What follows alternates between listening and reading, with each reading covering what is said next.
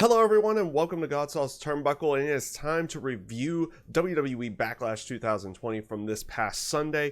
And overall, I'm gonna say I thought this was a good show. I did really think it was a good show in the end game with it, with two actually really fantastic matches in there. We did have a wonky finish in one of the matches as well to go along with it. A little bit of storyline continuing on, not too much in that sense in some cases, but you did get a little snippet here and there.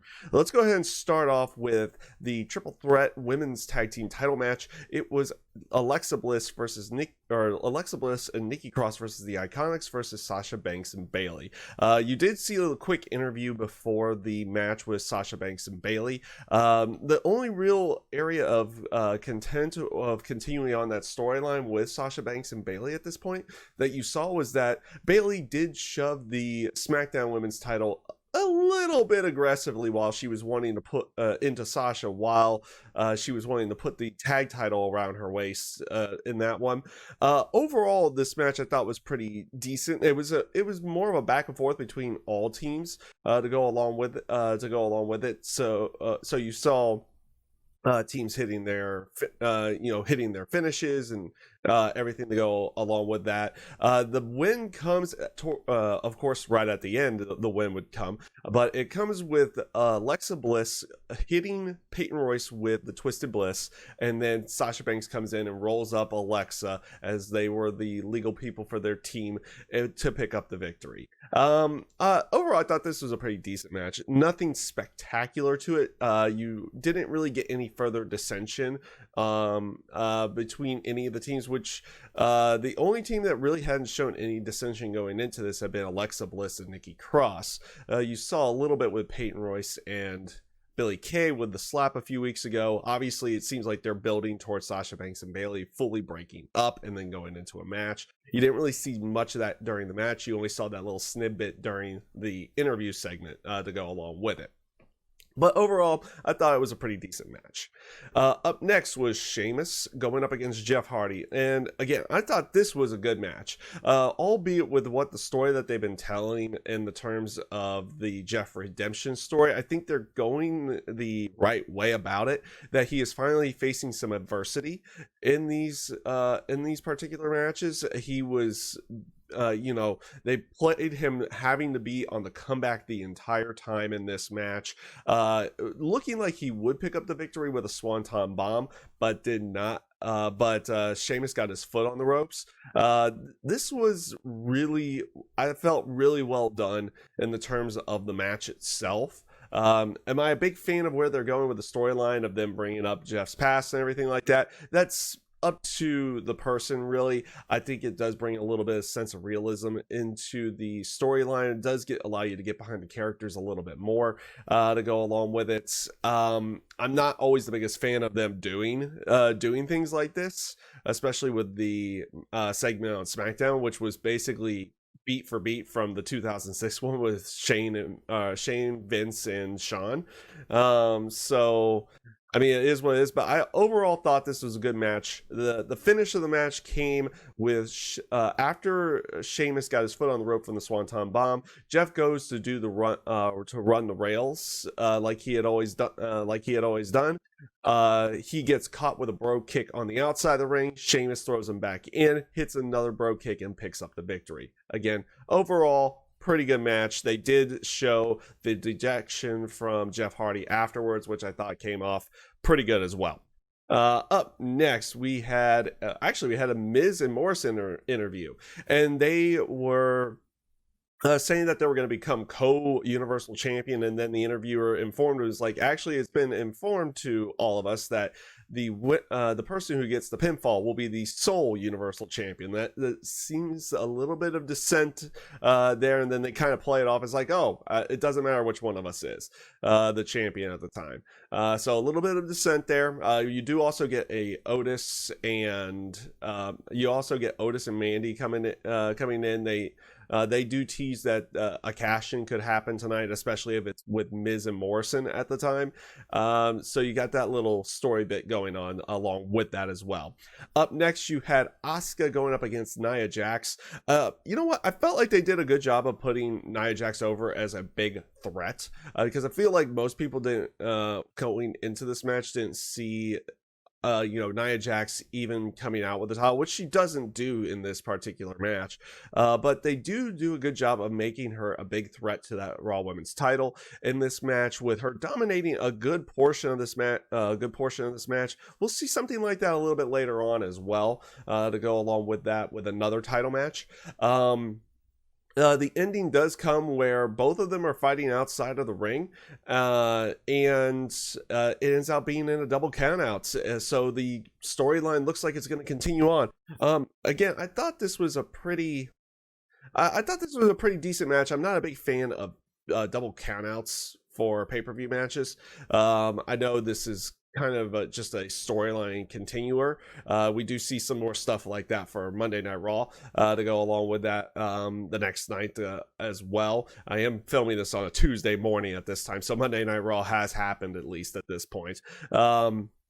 Overall, though, I thought this was a good match. Not a big fan of the finish, so overall, decent match. But I felt like they did a really good job with this one. Up next, actually, you had a MVP. MVP was on the phone trying to set up the celebration for Bobby Lashley becoming WWE champion. He's approached by Lana during this time frame. Basically, they were going about how Lana wanted to be around because Bobby's her husband, everything to go along with it. But she's always put to the back, put towards being in the back area. And it's like, well, why don't you bring it up to your husband? Or that's what MVP says. It's like, well, why don't you bring it up to Bobby on that one? I actually haven't said anything about that at the time. But it's like, oh. And then he also mentions like, oh, you probably won't because you're afraid of what he's going to say to go along with it. So a little bit more dissension there, continuing on that storyline, leading up probably to a divorce of some kind. I think they did something around that with Monday Night Raw as well. We'll talk about that match a little bit later. Up next, we did have Braun Strowman and going up against Miz and Morrison, and this was, of course, for the Universal title. It's a 2-on-1 handicap match. Miz and Morrison do have to tag in on this one. Right before the match, they do play a little bit of their music video before it does get interrupted again. Overall, they did a good job of not overly burying Miz and Morrison in this particular match, because it wasn't a long match by any stretch of the imagination, but it was a little bit of dissension that caused them to lose. It wasn't the factor of, oh, Braun Strowman just destroyed him. There were points where that was going around, but Miz and Morrison did gain control for a good portion of the time. Matter of fact, it looked like they even may have had Braun Strowman pinned. Morrison had him pinned, and that was actually broken up by the Miz, which Miz just looks at Morrison and is like, wait a minute. Or Morrison looks at Miz and is like, what are you doing? And Miz is like, wait a minute, what did I do? And he tries to put him back on there. This allows Strowman to kick out emphatically. This also allows Braun Strowman to gain full control and pick up the victory after a running power slam to John Morrison. I thought that, again, this was an all right match. I thought they did at least a decent enough job to not overly bury Miz and Morrison in this match. But it, overall wasn't a very long match.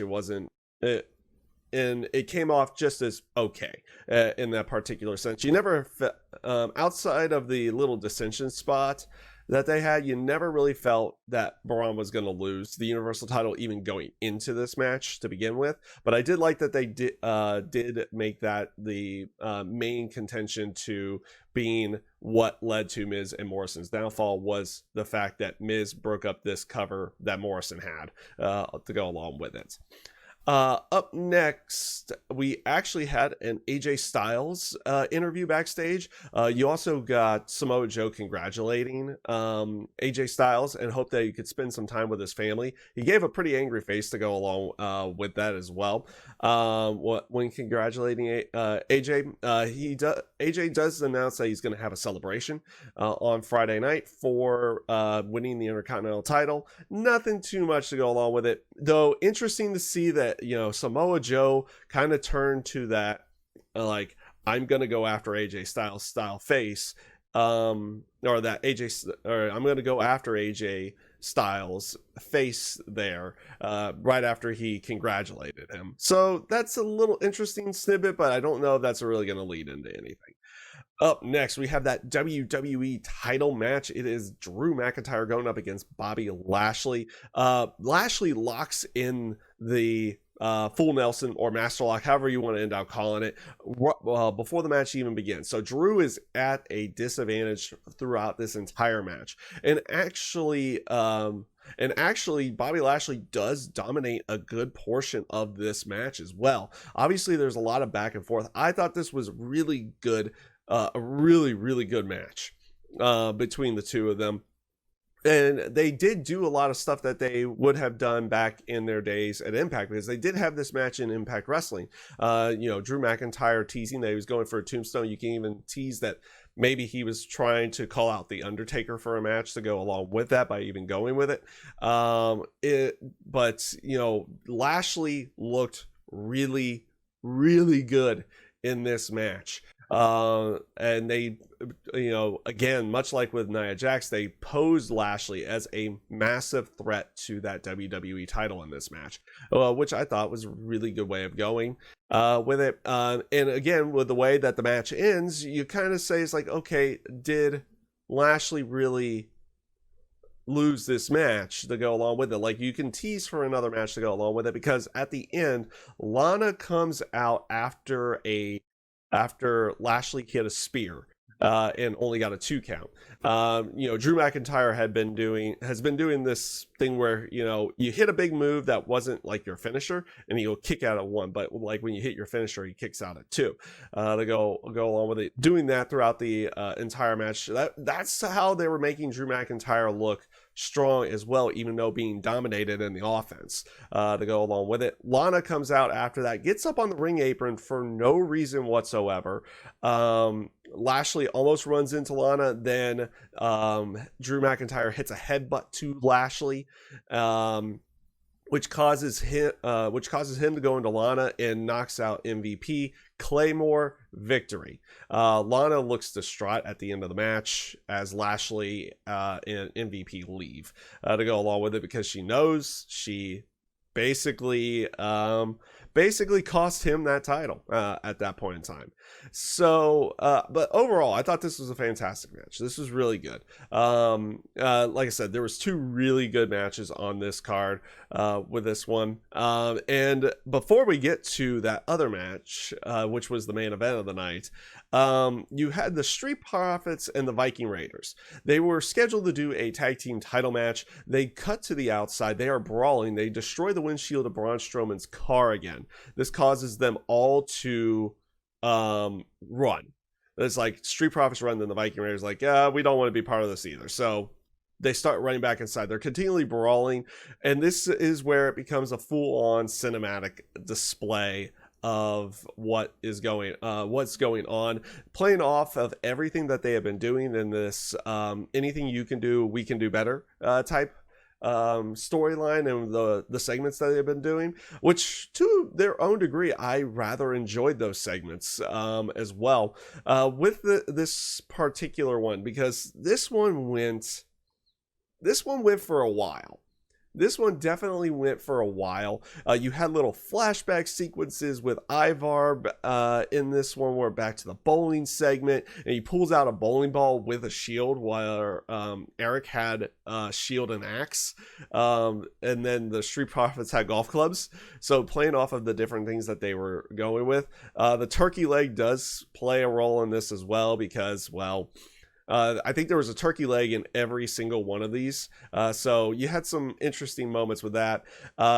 Even to the point that Ivar uses Jedi mind powers to bring the turkey leg back to his hands to go along with it. Like I said, I felt like this segment in general had moments of being really funny and just a lot of fun to watch, but it felt like it was going on for a long period of time, even to the point that it's looking like both of them both teams are just brawling around still on the outside, and motorcycles show up, and it ends up being Akira Tozawa and then also a gang of ninjas to go along with it.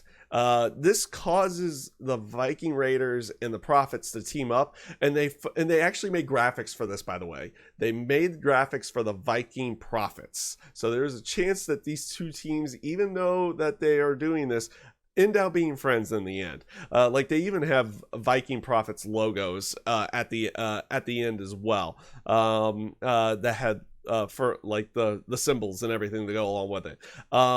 After they do go after Akira Tozawa's band of ninjas at the time, it looks like they're going to be friendly, and then lo and behold, a super tall 7'3" dude. I believe, I'm hoping I don't get the name wrong. It's Jordan Joaquin, I believe. He's a developmental talent. Was that guy? That's where they do the Jedi mind power with the turkey leg. He pulls out a katana and they just run. And it's like it. And other little snippets that I liked about this one was just them calling out the silliness in these ones. Like Ivar says, "Let's take this outside," and then all of them are like, "But we are outside." Even to the point, and this was after Angelo Dawkins put Ivar through a glass door on that one. Like certain things like that where they're calling out the silliness, I actually kind of like that. You had a flashback segment after they brawl and get thrown into a dumpster. Ivar gets flashback to everyone saying, "I think you're cute," and then Eric, "Not so much." And then we had, and then of course we had the referee show up, and she ends out saying, "Ivar, I think you're cute. You, Eric, not so much." So playing off of that again. But the best part of that was the factor of Montez Ford singing that the ref favored Ivar over Eric to go along with it. The ending of this one was basically they played off them running from the dumpster from a dumpster monster, or it looked like it would have been an alligator tail at that time. Like I said, I felt like this segment went on probably a little bit too long. It was probably a little bit just weird to its own degree, but it was also fun and silly. And that was I think that was what they were going for. They were just like, have fun with this type thing to go along with it. They did keep the stories of what they're doing inside of there to go along with it. I believe they did something on Monday night that will actually lead to a tag team title match to go along with that as well. Overall, I think I did enjoy the segment because it was one of those like, wait, what? Huh? Okay. Like I said, I felt like maybe it went on a little too long, but honestly, I thought it was silly fun. And I didn't mind that here. I did not mind that here. Up next was the main event of the night, which was Edge versus Randy Orton, and what was the greatest wrestling match ever? Was it? Probably not. But was it really good? Yes, it was a fantastic match actually between the two of them. I did like the little snippet at the beginning. It's like they did play "This is the greatest show," and then the lights go down. Then they had the MSG, the Madison Square Garden old style intro, or not intro, but the microphone stand. And then they did pay tribute to Howard Finkel, as Howard Finkel had done past entrances for Edge and Randy Orton, so they played Howard Finkel's voice over the voiceover. Honestly, I like that. I like that little snippet. And Charles Robinson was also in an old style WWF old WWF referee uniform to go along with it, the bow tie, the light blue shirt, everything like that. Honestly, I thought this became kind of more of a tribute to wrestling at this point in time to go along with it. I like those little snippets that they did there. They were paying tribute to many different people throughout this match, as well as just doing normal wrestling around the ring, and it actually came off really good, and the pace kept up throughout the entire match. They were selling where they needed to sell, and the pace kept going and going and going. I thought this was a fantastic match in the end. Things that they also paid tribute to, both Randy Orton went for an attempt with Three Amigos that gets counter. Edge does the Three Amigos via Eddie Guerrero. Orton does an angle slam.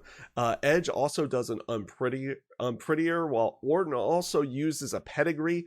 Edge uses rock bottom to go throughout this one. So paying tribute to other wrestlers by using their moves inside of these matches.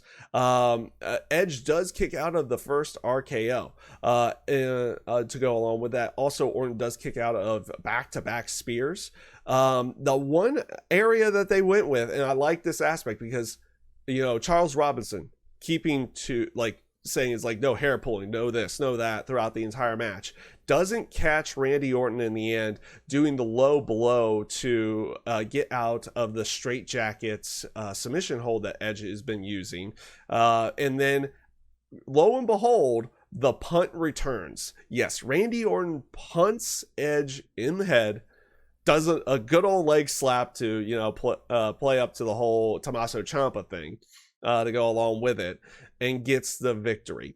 You also have little snippets in here. It's just things that they caught as well, because they did use other actual camera angles and everything like that. You could see the other cameras being set up. They even had a from below shot from when they first tied up, and also when Edge was going to get hit with the inverted DDT. They did pipe in some crowd noise in there as well.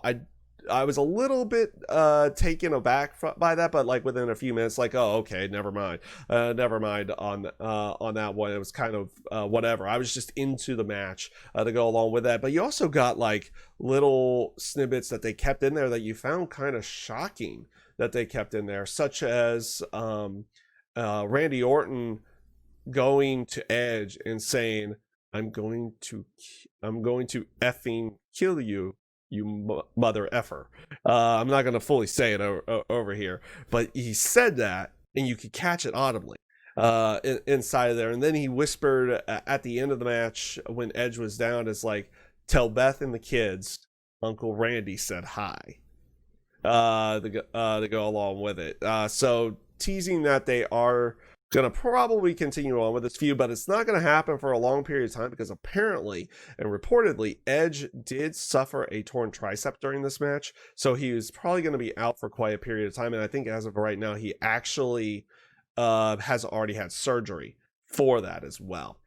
Overall, I thought this was a fantastic match. From start to finish, this was a fantastic match. The only wish that I would have gone with is that they didn't bill it as the greatest wrestling match ever. Because was it? I mean, I guess that's debatable and subjectable on that one. But me personally, no, I didn't think it was to go along with it.